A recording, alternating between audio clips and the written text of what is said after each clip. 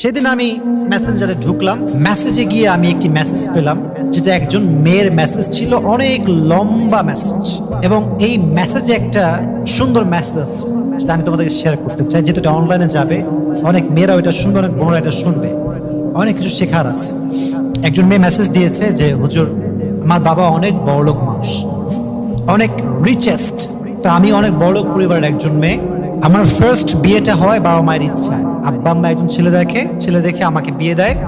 ছেলেটা অনেক ভালো, সেই হিসেবে আমাকে বিয়ে দেওয়া হয়েছে, এবং আমি জানি যে yes, he is a good person, তাকে বিয়ে করতে হবে আমার। আমি বিয়ে করেছি।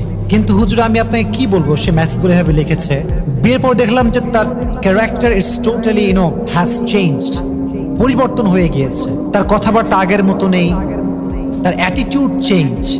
ওয়াইফের সঙ্গে যে বিনয়ের সঙ্গে কথা বলতে হয়, ভালোবেসে কথা বলতে হয়, এটা সে বোঝেই না, জানেই না। আমি অনেক ছোট ছিলাম সে সময়ের কথা, তা আমি কিছু বুঝতাম না যে আসলে স্বামী এরকম কেন করে। একটু বড় হওয়ার পরে বুঝতে পারলাম ছেলেটা আসলে আমাকে বিয়ে করে নাই, আমার বাবার টাকাকে বিয়ে করছে। সে আমার সঙ্গে বিয়ে বসে নাই, টাকার সঙ্গে বিয়ে বসেছে।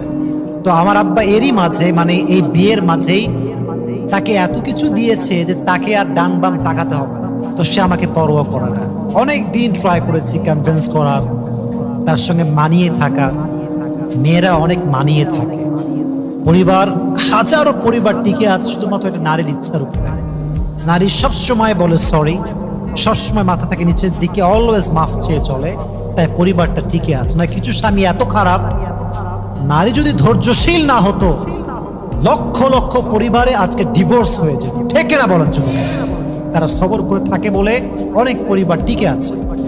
তো সে বললো, হুজুর, আফটার লং টাইম আমি বুঝতে পারলাম যে না, actually he is not perfect man for me, I need to take divorce, এটা ছাড়া কোনো অপশন আমার কাছে নেই।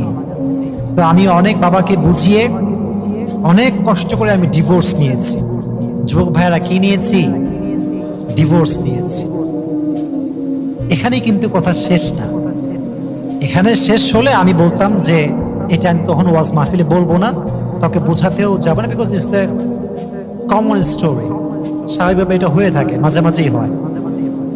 পরে এই মেয়েটা ডিভোর্স হওয়ার পরে, একজন মেয়ে একা কয়দিন থাকতে পারে ভাই?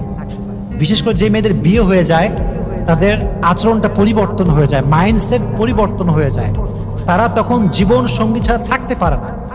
আমরা যারা সিঙ্গেল, আমরা আগেও সিঙ্গেল, এখনো সিঙ্গেল, থাকলেও কি না থাকলেও কি, আমরা ওটা বুঝিই না। যাদের কেউ হয়ে যায়, তারপরে ব্রেকআপ হয়, ডিভোর্স হয়ে যায়, তারা একা থাকতে অনেক কষ্ট পায়। ঠিক কিনা বলেন? তো মেয়েটা বললো, মেসেজ